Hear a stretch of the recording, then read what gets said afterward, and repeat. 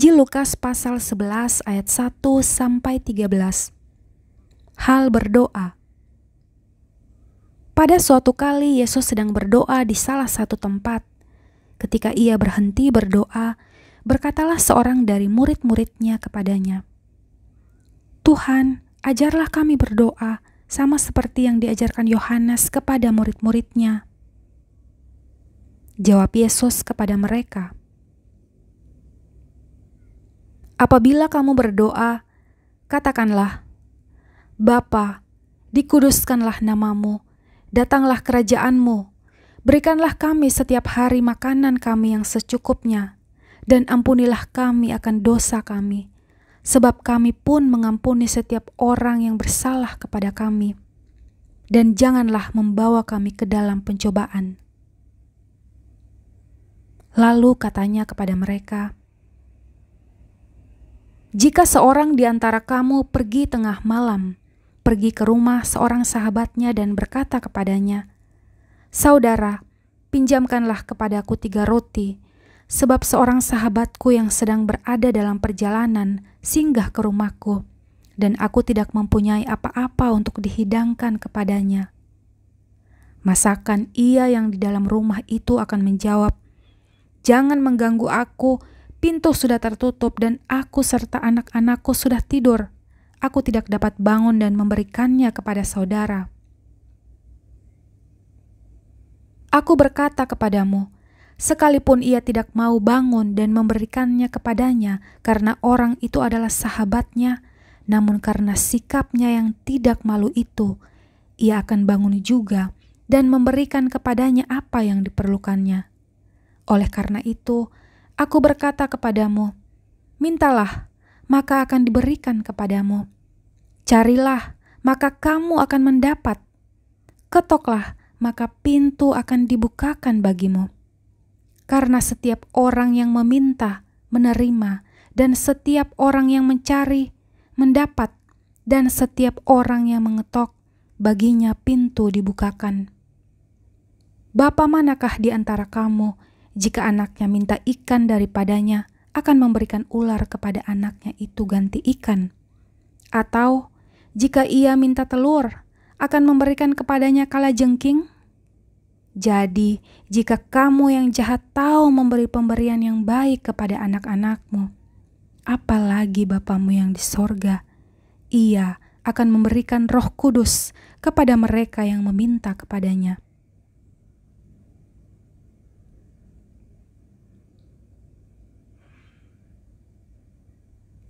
Ayat 14-23, Yesus dan Beelzebul.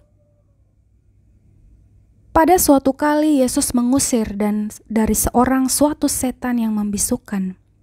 Ketika setan itu keluar, orang bisu itu dapat berkata-kata. Maka heranlah orang banyak.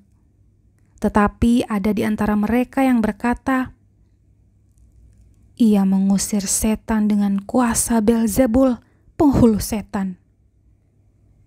Ada pula yang meminta suatu tanda dari sorga kepadanya untuk mencobai dia. Tetapi Yesus mengetahui pikiran mereka, lalu berkata, "Setiap kerajaan yang terpecah-pecah pasti binasa, dan setiap rumah tangga yang terpecah-pecah pasti runtuh. Jikalau iblis itu juga terbagi-bagi dan melawan dirinya sendiri, bagaimanakah kerajaannya dapat bertahan? Sebab kamu berkata bahwa aku mengusir setan demi kuasa Beelzebul. Jadi, jika aku mengusir setan dengan kuasa Beelzebul, dengan kuasa apakah pengikut-pengikutmu mengusirnya? Sebab itu, merekalah yang akan menjadi hakimmu. Tetapi aku mengusir setan dengan kuasa Allah, maka sesungguhnya kerajaan Allah sudah datang kepadamu. Apabila seorang yang kuat dan yang lengkap bersenjata menjaga rumahnya sendiri, maka amanlah segala miliknya. Tetapi jika seorang yang lebih kuat daripadanya menyerang dan mengalahkannya, maka orang itu akan merampas perlengkapan senjata yang diandalkannya dan akan membagi-bagikan rampasannya. Siapa tidak bersama aku, ia melawan aku, dan siapa tidak mengumpulkan bersama aku, ia mencerai-beraikan.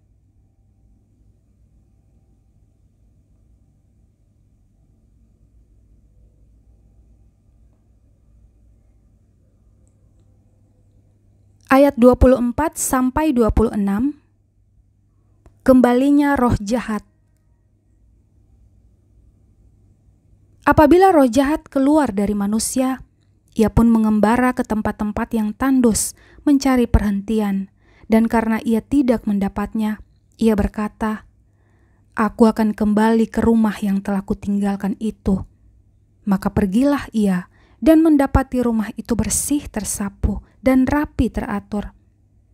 Lalu ia keluar dan mengajak 7 roh lain yang lebih jahat daripadanya, dan mereka masuk dan berdiam di situ. Maka akhirnya keadaan orang itu lebih buruk daripada keadaannya semula.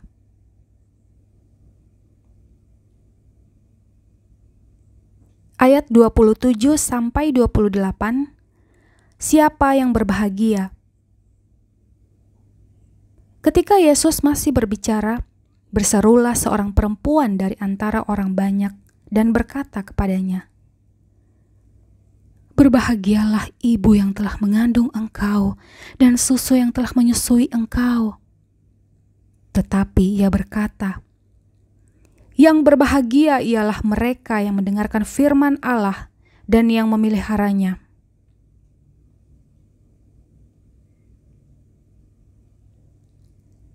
Ayat 29 sampai 32. Tanda Yunus. Ketika orang banyak mengerumuninya, berkatalah Yesus, "Angkatan ini adalah angkatan yang jahat.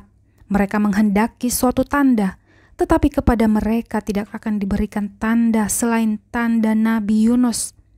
Sebab seperti Yunus menjadi tanda untuk orang-orang Niniwe, demikianlah pula Anak Manusia akan menjadi tanda untuk angkatan ini.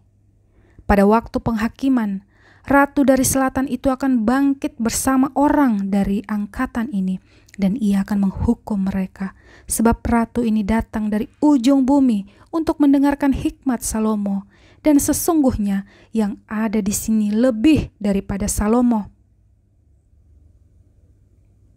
Pada waktu penghakiman, orang-orang Niniwe akan bangkit bersama angkatan ini dan mereka akan menghukumnya. Sebab orang-orang Niniwe itu bertobat waktu mereka mendengarkan pemberitaan Yunus, dan sesungguhnya yang ada di sini lebih daripada Yunus.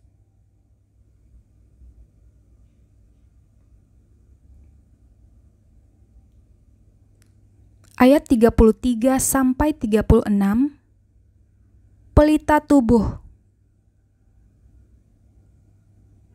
Tidak seorang pun yang menyalakan pelita lalu meletakkannya di kolong rumah atau di bawah gantang, melainkan di atas kaki dian, supaya semua orang yang masuk dapat melihat cahayanya.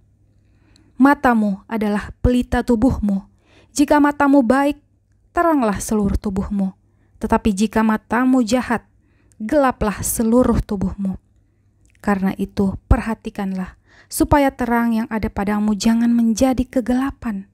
Jika seluruh tubuhmu terang dan tidak ada bagian yang gelap, maka seluruhnya akan terang, sama seperti apabila pelita menerangi engkau dengan cahayanya.